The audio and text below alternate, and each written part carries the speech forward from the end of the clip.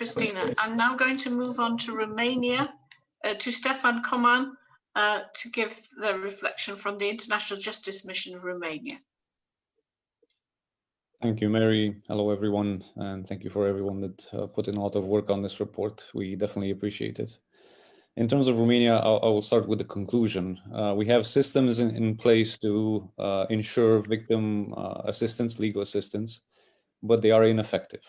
Basically, a lot of our systems are put in place because of EU directives. We have a special law on anti-trafficking. We have a special law on rights of victims. But because of the issues outlined before in the study, these extended rights of victims of trafficking can't be accessed by the victims. The main reason is because they don't know about it, and the second reason is because the systems put in place were put in place because we had to put them in place, but nobody actually took much time to evaluate them and to make them better. So one issue is, I'm guessing this is the system in a lot of countries, but probably not all. The prosecutor is the one that handles the conviction of the traffickers, that needs to prove the crime existed.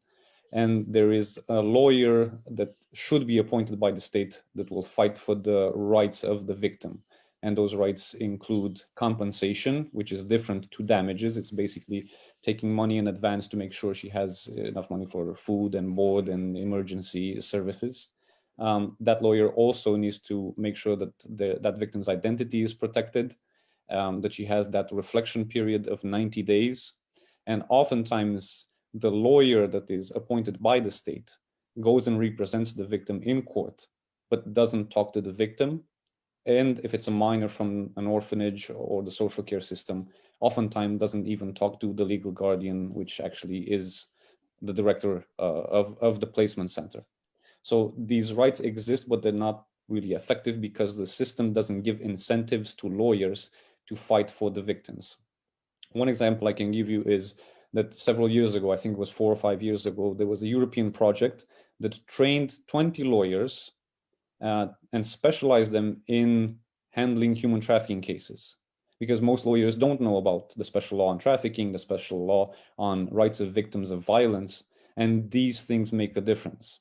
Out of the 20 lawyers that were trained, there's about 3 or 4 still taking anti-trafficking cases. The rest have gone into commercial law or other types of practices that are more profitable for them. So basically that investment went out the window. Most victims that have effective legal aid have it because they work with NGOs, like you obviously showed in the study.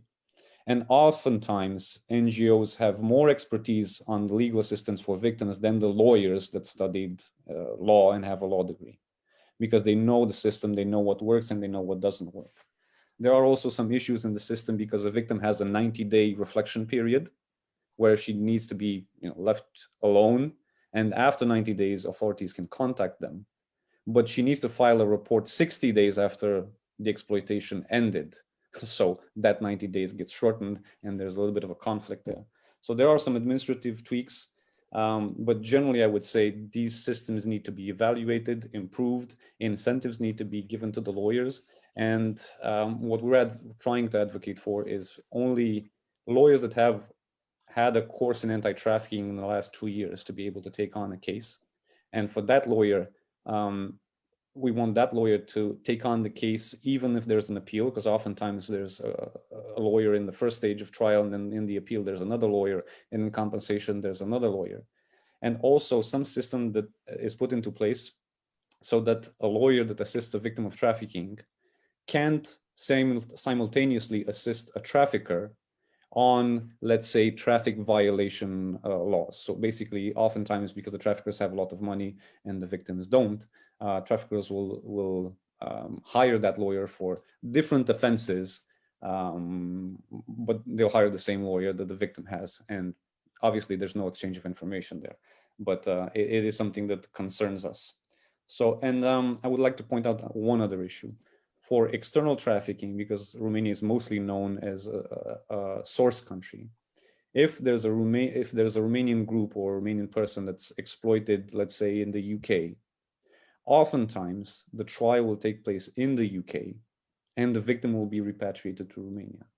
there's already a huge barrier for victims to actually understand their own rights and what they can do. The barrier gets much bigger when the legal proceedings happen in another country. They don't know about compensation rights. They don't know exactly the fact that they can testify in Romania, in a court in Romania, or that they can go to the UK to testify. There's all these kind of other things that make legal assistance and access to legal rights more difficult. So to close out, I think, obviously, like we always say, we need a more victim-centered approach, a multidisciplinary approach. We need better collaboration between destination and source countries, and all our systems need to be evaluated to see if they are effective in assisting victims, and not just to put in reports to say, well, we have all these systems in place and we're good. Thank you very much. Thank you very much, Stefan. And